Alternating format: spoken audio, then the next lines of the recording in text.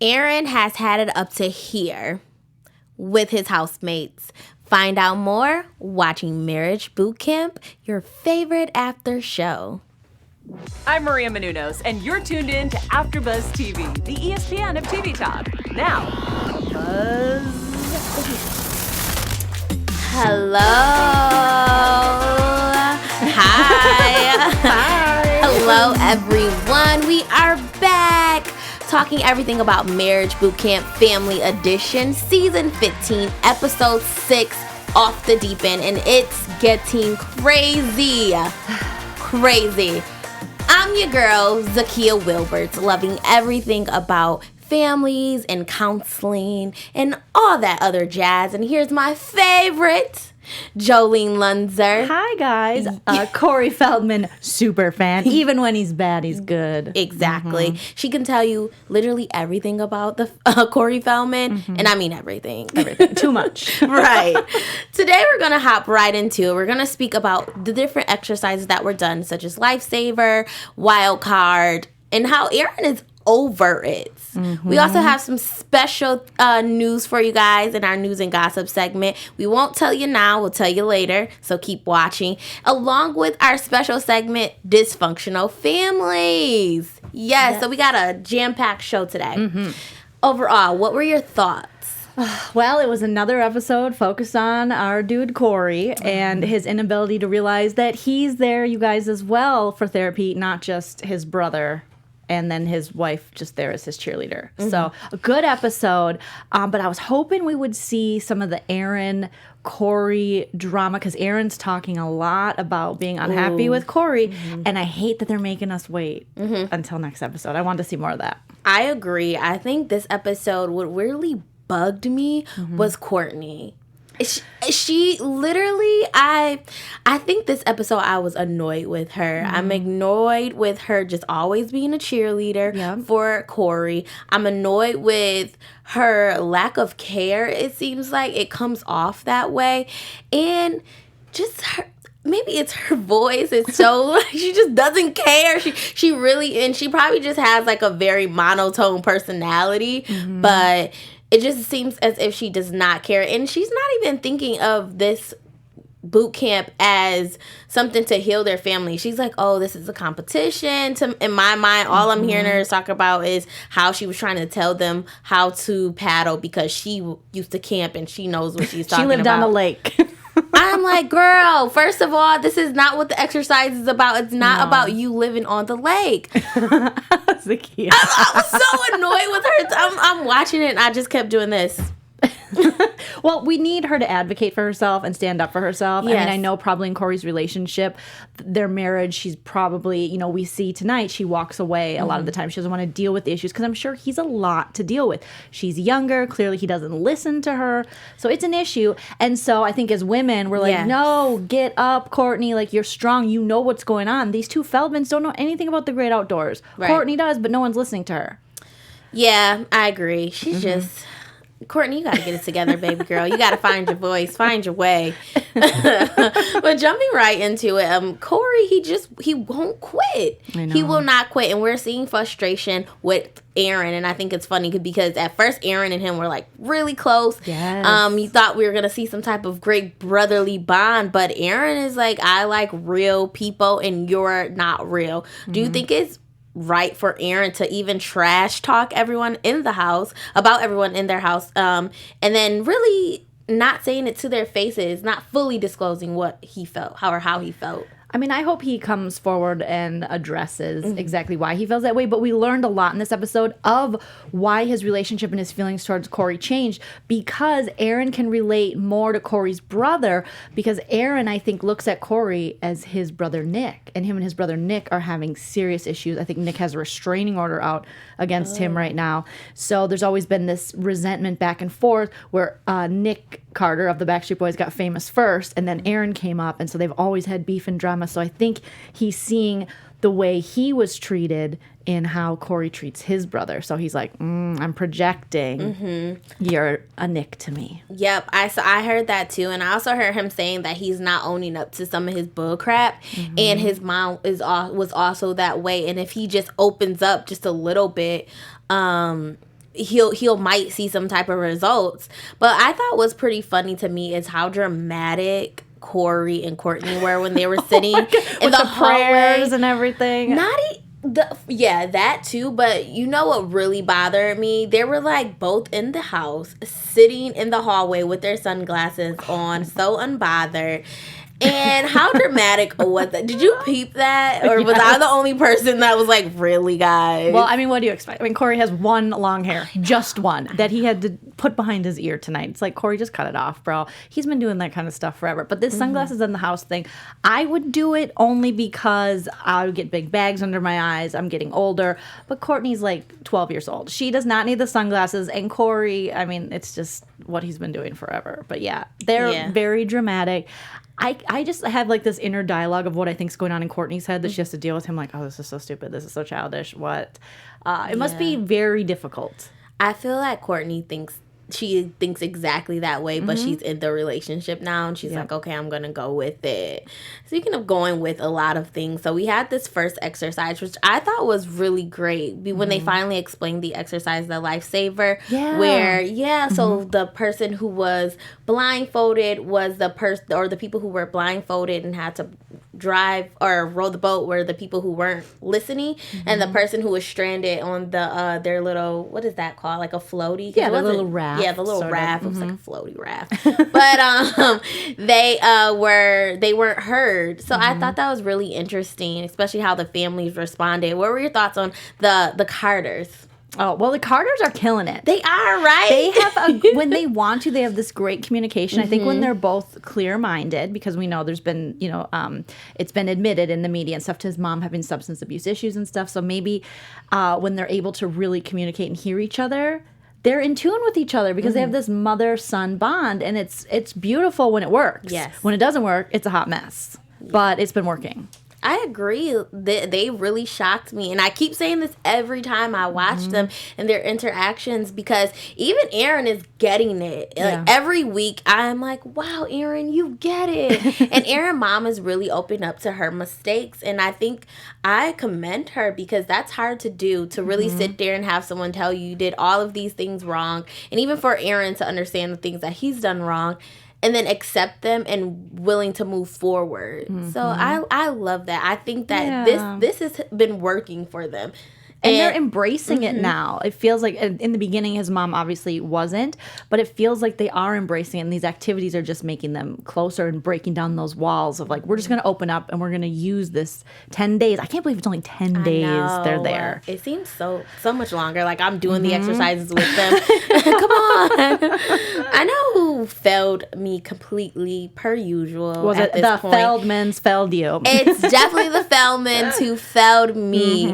What were your overall thoughts about their especially Corey and Eden interaction in the boat, and then Courtney too?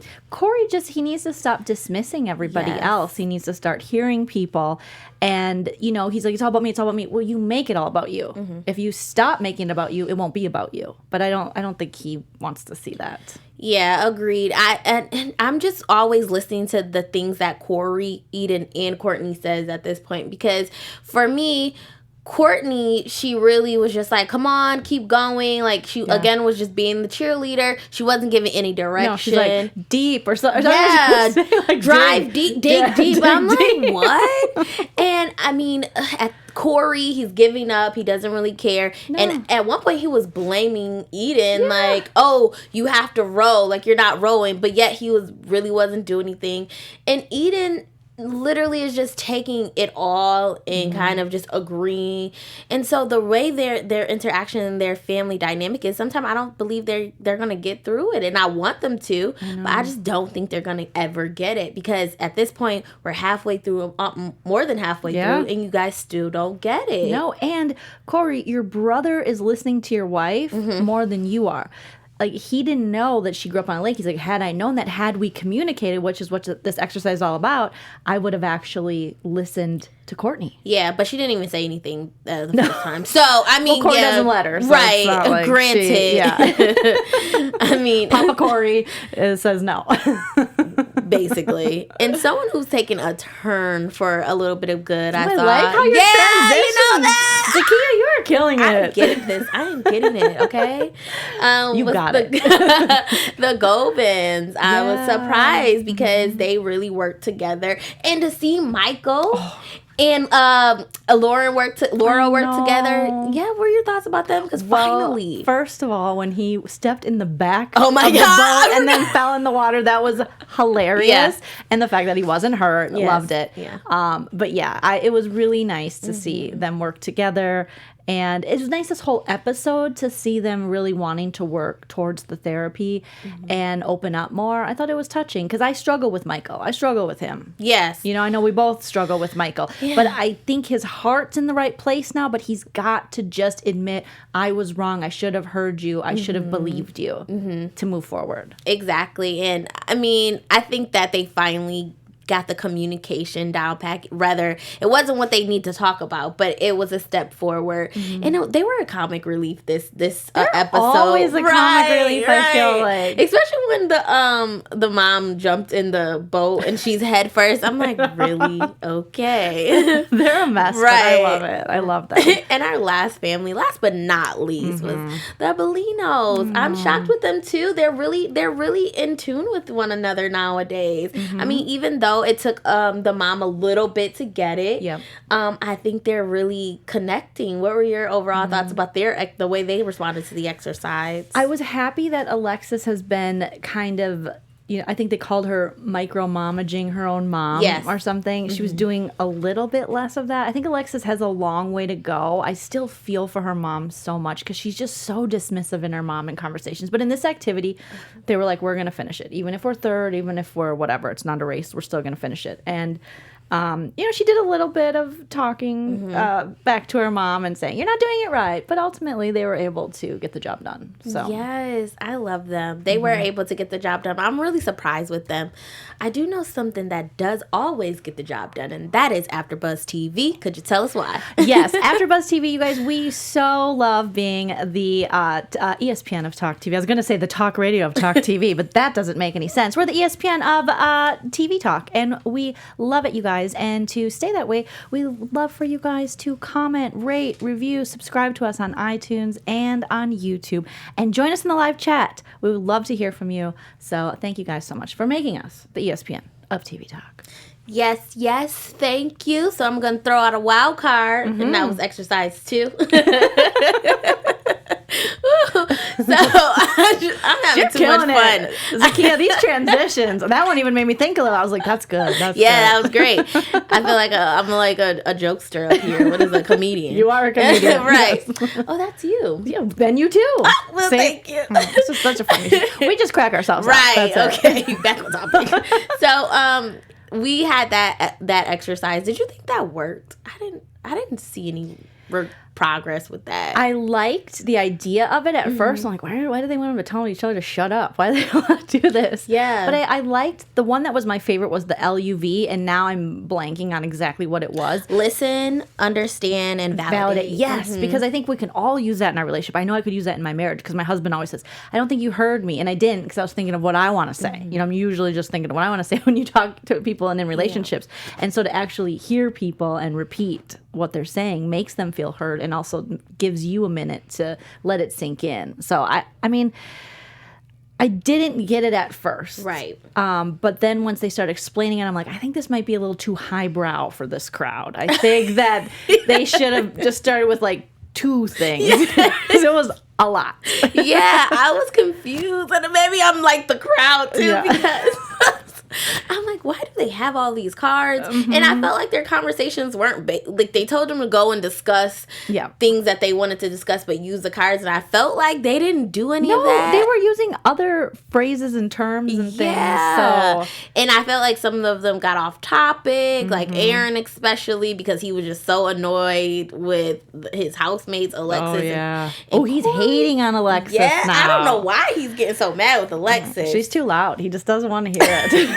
I don't know. I was just so confused. But when they did finally the exercise 3, like rules of engagement, when they broke it down, I understood a little bit. But it still was a lot. You go from putting people on a boat and being like, listen to direction, to say this. We have 15 cards. Here's an acronym, and you're like, whoa, what? This is a lot for what we just came out of. I agree. Like the exercises all together were communication, but that communicate I didn't understand. And if I didn't understand. Yeah, you're not the only one. It was a lot. Yeah. It's like, don't say shut up. Instead say this, which are great things, but I think maybe they could have went straight into that instead of, say, instead of this, use this. So when you see the 2 cards, you see shut up. If you're thinking of saying that, then say this instead. I'm confusing myself right now. Yeah, about this, so forget it. We got to develop a new mechanism or a new type of activity. Sorry, guys. We love you, Dr. Ish and V, but we were completely confused with your communication tactic this episode. But we do love the love. LUV. Yeah, we love it. I mean, yeah, but... Yep. Okay. It's a lot. It's a lot. It's a lot. You go from digging in bugs, falling off boats, to all of a sudden here's all these directions and all these things to do, and you're like, I don't know what you're talking about. Yeah. So what are your feelings about Aaron and Corey? Because we seen them have that conversation in the end, and also Aaron kind of coming out Alexis. Do you see some type of brawl? I mean, bubbling. I do. I see it where there could be a confrontation, and it could, I don't think necessarily violent. No, yeah. But up in each other's faces, maybe some yelling, because Aaron is really projecting his feelings towards his big brother, like I said, onto Corey. He sees these things in Corey. He doesn't like in his brother right now. He can't communicate with his brother, so he's gonna revert. Not saying Corey's not in the wrong, because if I was Aaron, I'd be annoyed too if you feel like you're putting in all this effort and you have someone there who's not and who thinks it's all about me. I can see why Aaron is annoyed with him, but I do think he's projecting a lot of his feelings towards his own brother onto Corey. Yeah, agreed. I see him being super annoyed. And I see something happening. I see that him and Corey are going to have some words. And I think the reason why it won't get as crazy is only because he's just that... No, let's be peace and put calm. my sunglasses on. I gotta find Courtney. We gotta pray. Unbothered. Yes. That's the only reason why I see it not getting crazy for reality TV. Yep. Not gonna lie, would have liked to see the opposite. We want to see the Bad Boys Club. We want to see just pulling his one hair. That one extension he's got, just pull on. But that's not why we're here. We're here to be better people. Oh yeah, it's therapy. I forgot. Yes, okay, it's therapy. It's just a different way, a non-traditional way. But how funny would that be? That would be Aaron's hilarious. got a hold of it, and then Corey's got his vape. And did Corey go to bed with his vape pen? Oh, yeah. I thought he was brushing his teeth at first. I'm like, I think he's sleeping with his vape pen. Oh, my gosh. Yes. Okay. Confusing. A lot going on this episode. Yes. A lot. But I'm happy the Feldmans got another chance. Yeah. They got another chance, and they really proved that they can actually do it. And it seemed like all of the families gained something from this communicating or communicative exercises that happened. What were your thoughts on their second chance? How did they do? Rate them. Well, I would rate them well until the end, because they listened to Courtney this time. They worked together, but then Corey still found a way to throw his brother under the bus and say, oh, well, I had to pick up the slack because he couldn't do it. And that's not going to solve anything, nor is it true. Right. For some reason, he has to put his brother down to be up, and that's a problem in a relationship.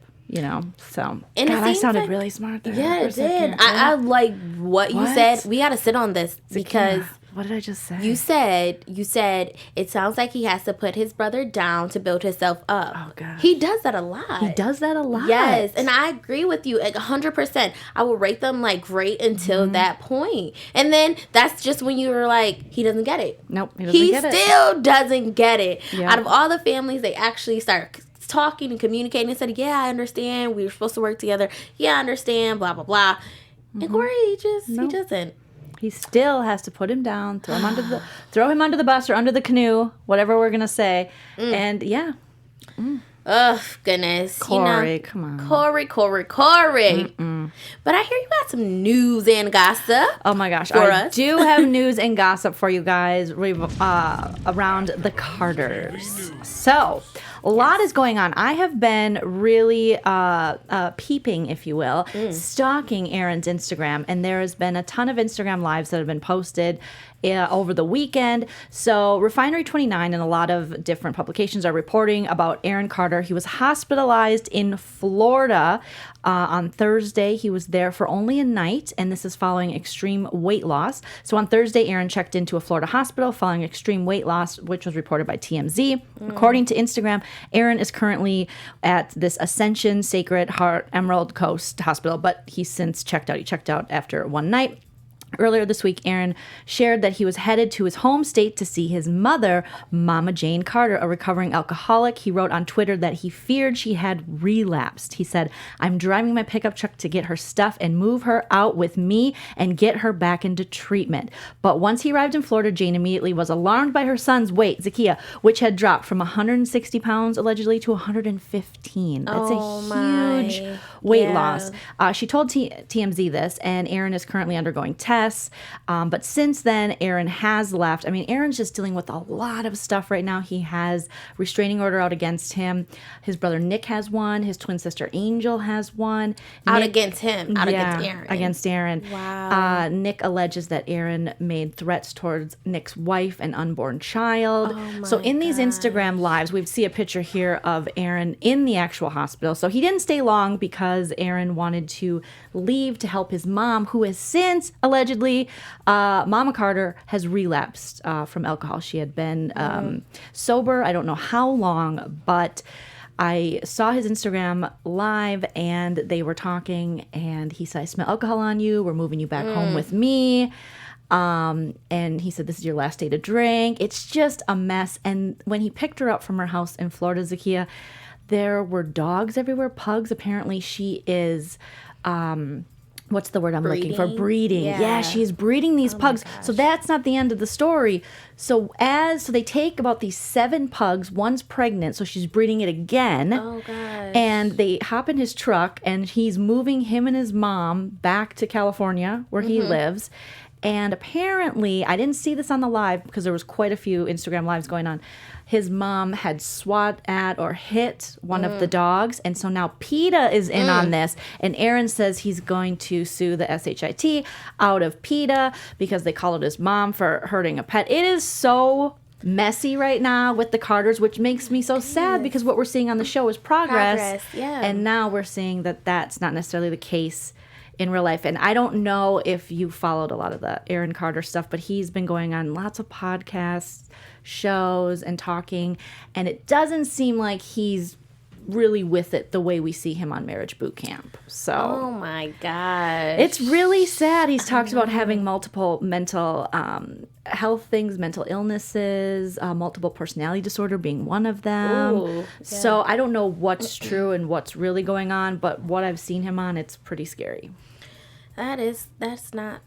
Also, don't breed dogs. Yes, yeah, that is. There's so many scary to adopt. There's so many dogs that need homes, and it just looked a hot mess in her Florida backyard breeding pugs. That's so sad. I'm so sad about that because we do see so much progress, and I hope he gets better and her too. I hope for the both of them. I mean, that he can get some treatment, she can get some treatment. Because clearly, coming from alcoholism in my own family, I know that you have to, there's Al-Anon, there's lots of resources you can reach out to for that kind of thing. So hopefully the Carters can get it together. But it seems like at this point, they're kind of enabling each other. Ooh, child. It's a lot. I wish I had better news. I know, and I just got more messy news and worse news. I sure do. We're going to hit it back off to our special segment. Now, last week we were doing a plot twist where we're actually talking about functional families, but we're going to go back to the dysfunctional families. Yes, we are. Here we have the honey boo-boos. Yes, so if you guys follow this family, apparently the beauty star or the whole beauty pageant queen, she was actually molested by her father. That came out now? Yeah, so they're saying that So several months ago that they're very dysfunctional. She was reportedly molested, Anna. Then he was in prison for 10 years for it. Right. Yeah, so okay, then it's a different sister. Got it. Yes. So then now he was released, and now Mama June, who was single, has been seen on several occasions acting all booed up with him again. Yeah. So I also heard that she's not staying at home any longer. She's staying with her sister, and yeah, so they're having a little dysfunction, and it's sad because we often hear stories about moms kind of neglecting the children and looking at someone who was supposedly, their lover or spouse over their child. And that's the worst, because you are supposed to protect these poor babies. And Mama June, I mean, I've followed her, and it's been a hot mess for a while, and her running back to this pedophile and person that harmed her children. I don't understand it, but I also know there's been alleged drug use. Right. And she's been all over in the past couple of months, like having garage sales and selling stuff, and Honey Boo Boo isn't even in contact with her mom, I don't think, right now. So it's just so sad. Sometimes I feel like I don't think fame helps families who already had issues. No. And maybe it takes them to be out of the limelight a little bit to reconnect with themselves and their families. Addiction is a very serious and hard disease on families, and we're seeing that here. And Mama June, no. Yeah. Get away from this guy. That's so gross. Please. Please.